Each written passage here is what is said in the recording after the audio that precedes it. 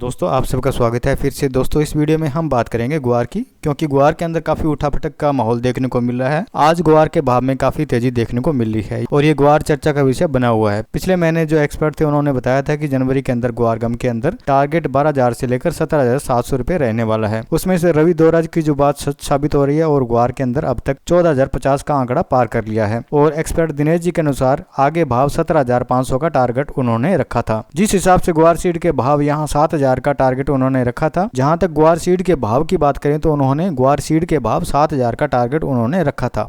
यहाँ हम फंडामेंटल के हिसाब से जानने की कोशिश कर रहे हैं कि ये भाव क्यों आ सकते हैं। पिछले साल फसल कम थी, उसके बावजूद डिमांड नहीं होने से भाव बहुत ज्यादा नहीं चढ़े। इस साल फसल हाई मानी जा रही है। क्या सामने डिमांड का इंपॉर्टेंट है? 2 सालों के अंदर लग रहा था कि किसान यहाँ मजबूत हो गया है, उसकी होल्डिंग कैपेसिटी मजबूत हो गई है और ये अच्छी बात भी है। जब तक किसान को अपनी फसल का ठीक भाव नहीं मिलेगा तब तक किसान अपनी फसल को बाजार के अंदर लेकर नहीं आएगा। इंडस्ट्री का मानना है कि इसकी तेजी के पीछे किसानों का हाथ है, क्योंकि अगर माल बाजार के अंदर नहीं आएगा तो इसकी डिमांड बढ़ेगी। ग्वार का किसान क्या देख रहा है? ग्वार की किसानों के पास होल्डिंग है। ग्वार एक खरा सोना है, उसको पीतल के हिसाब से क्यों बेचे? आखिर किसान को क्या भाव चाहिए? किसान को बाजार के हिसाब से भाव चाहिए, क्योंकि डीजल और फर्टिलाइजर के जो भाव बढ़ रहे हैं और फसल के भाव उस हिसाब से नहीं बढ़ रहे हैं। जिस हिसाब से ग्वार बाजार के अंदर इस टाइम जो आ रहा है उसके कम से कम 7,000 भाव मिलने ही चाहिए। ग्वार के आगे भविष्य की बात करें तो ग्वार के अंदर डिमांड है, मिलों और इंडस्ट्री के पास माल नहीं है। उनको ग्वार को किसानों के हिसाब से खरीदना पड़ेगा। दोस्तों कोई भी एक्सपर्ट हो या हम हो, आपको ये नहीं बता सकते कि आप अपनी फसल को बेचें या ना बेचें। हम आपको केवल बाजारों के जानकारों के सुझाव आपसे साझा कर सकते हैं। बाकी फसल आपकी है, आप अपने विवेक और समझ से अपनी फसल को